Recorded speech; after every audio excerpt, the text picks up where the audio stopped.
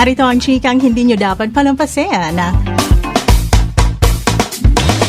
Dominic Roque at Sue Ramirez, ikakasal na rin ba? Para sa mga detalye, pagkatapos ng civil wedding ni Bea Alonzo at Vincent Co, totoo bang magpapakasal na rin sina Dominic Roque at Sue Ramirez? Si Dominic ay ex-fiancé ni Bea at nakatakda sana silang ikasal noon. Pero February 2024 ay bigla silang naghiwalay.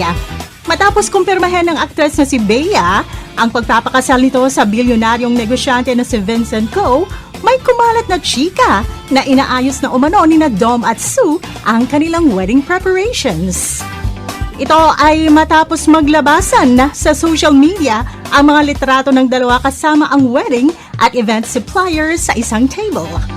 Gayunman, paglilinaw sa chismis, ang naganap na pagtitipon ay para raw sa birthday celebration ni Dominic at Sue. Parehong July 20 ang kanilang kaarawan.